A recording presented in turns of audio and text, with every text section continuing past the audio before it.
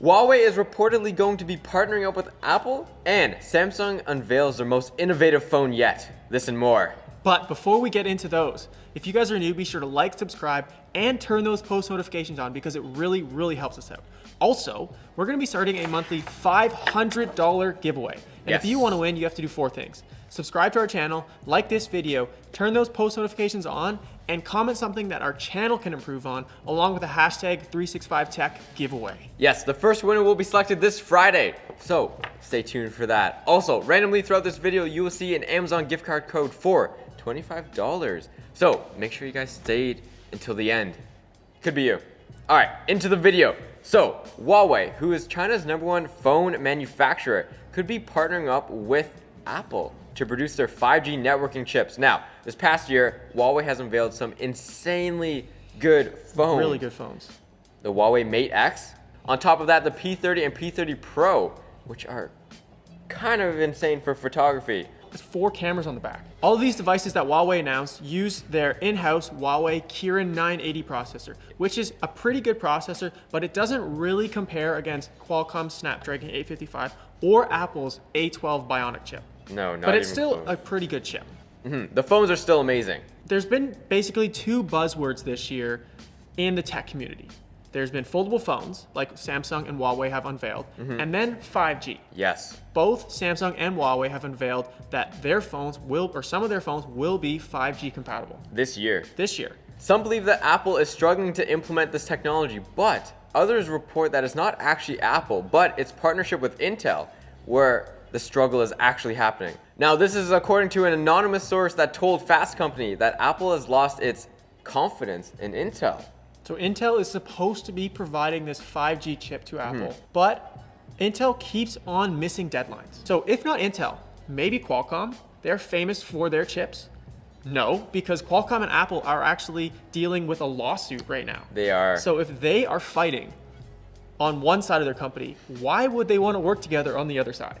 I don't think that's not possible. No. If not Intel, if not Qualcomm, then who else? Reuters reported that Apple could be working with Samsung. This is according to Tony Blevins, who is an Apple executive in supply chains. There's 2 issues with this. Yes. One, Samsung is Apple's pretty much #1 competitor.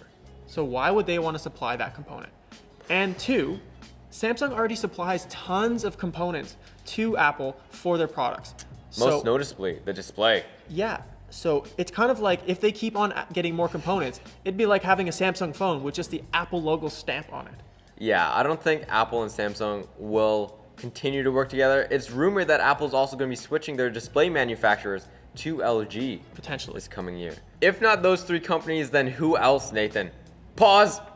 All right, Nathan, what'd you do? The Amazon gift code Where is it? somewhere on the screen. Don't even move your hands, Nathan. Where is it? Look to it. It's there. It's there. Congratulations if you were the first person to type that into Amazon. You got $25. If not, better luck next time. Turn on post notifications. It really helps. All right, so if it's not going to be those 3 companies, who else could it be? It's reported that Apple could be working on their own chipset. Yes. This is reported by The Information. However, this 5G chip that Apple is working on won't be ready until 2021. If not any of these 3 companies, and if Apple's not able to produce it until 2021, who's left, Nathan? This is where Huawei kind of sticks up their hand like, hey guys, Hey, man. Me. They have stated, and they told Engagement that they are open to selling their 5G Balong 5000 chip to Apple. Yes. But not just, they haven't just said this. They said they will only sell to Apple, to no other competitors. This is very weird because Huawei is not known for sharing any of its technology unless it's for infrastructure. So Huawei usually makes their own products, their own software, and puts it in their own devices. Yes. Similar to Apple. There are a few issues with this potential partnership. One, Huawei and Apple are pretty big competitors. Yeah. And what's the second one? A lot bigger. The second one is Huawei is currently having a couple of legal battles against the US government. For one, you can't actually buy a Huawei phone in America. You can't. Secondly, the American government is accusing Huawei of sort of stealing trade secrets from American companies. Allegedly. The US government alleges that Huawei is using dubious tactics to steal US trade secrets from US companies like Apple.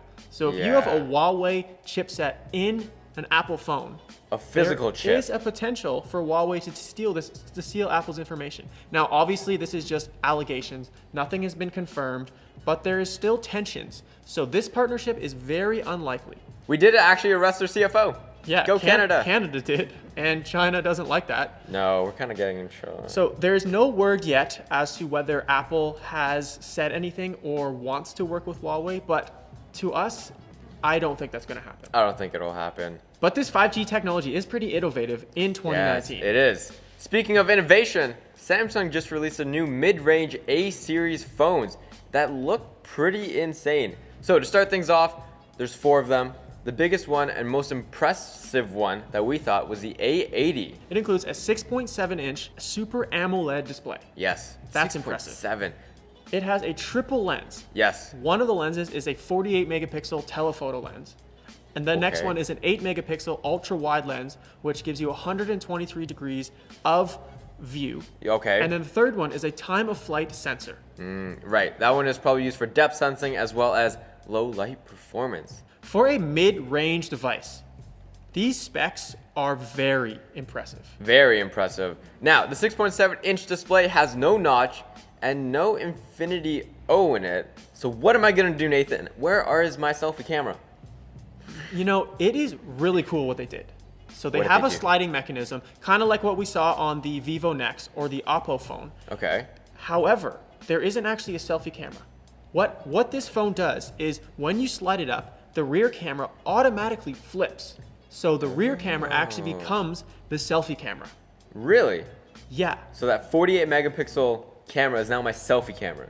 Not only the 48 megapixel, but you also have that 8 megapixel one as well. That 8 megapixel. No one cares about that one. But really, that's weird. And this is their mid-range device. This is a mid-range device. So there was a meme going around a while back that was like comparing Apple Snapchat versus Android Snapchat. Yep. And it was like Apple's had like an incredible shot, but then Android, it was like some ugly pixelated view. So with this, you never have to worry about that because you have a 48 megapixel selfie camera. That's insane. Wow. I don't know. I mean, this seems pretty impressive. It seems a bit more impressive than the S lineup, if you ask me. Maybe. Well, Maybe it'll obviously, fail. since this It is could a fail. mid-range device, there are going to be some limitations. Yes. Probably with the material it's made. So this automatic flipping between the rear and selfie camera isn't the first time we've seen this on a phone. Okay. The Oppo N3 actually did this. However, this is the first time that Samsung has actually done this. Is this mechanical where you do it yourself? No. So once you, I guess, activate the selfie camera, it will slide up and automatically flip. Okay. Interesting. On top of that, this will feature a 3700 milliamp hour battery along with the 25 watt power brick, and it also features Samsung's intelligent battery consumption technology. What is that? So basically, Samsung states that it will monitor your usage and your routine to better your power performance. Okay, it's like Big Brother. It's always watching. It sounds kind of like, I mean, I think that's pretty cool, and if Yeah. it works, it sounds cool, but to me, it sounds, or sorry, to us, it sounds more of like a marketing gimmick. Yeah.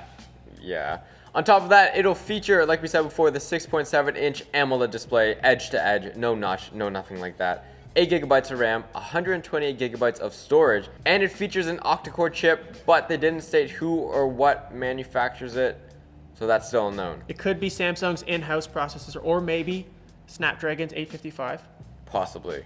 Another unknown is the price. We're not sure how much it's going to cost, Right. but since it's a mid-range device, it will likely be a lot less than Samsung's Galaxy lineup. $1,000? This phone is set to be available on May 29th and comes in 3 colors: Phantom Black, Ghost White, and Angel Gold. Ooh, Nathan, what color would you get? Probably the middle one, the Ghost White. I think that looks pretty cool. Interesting. But at the same time, I rock a case, so it doesn't really matter. How about yourself? Phantom Black. This way there's no notches and no bezels. All right, well, those were all the rumors and leaks we had for you guys today. Just to cap things off, $500 giveaway, Nathan. How do they enter? We said it before, but we're going to say it again. You have to do 4 things. Subscribe to the video, subscribe to the channel, like this video, turn those post notifications on, and tell us something that our channel can improve on, along with the hashtag 365Tech giveaway. Yes, and good luck to you guys. See you guys later.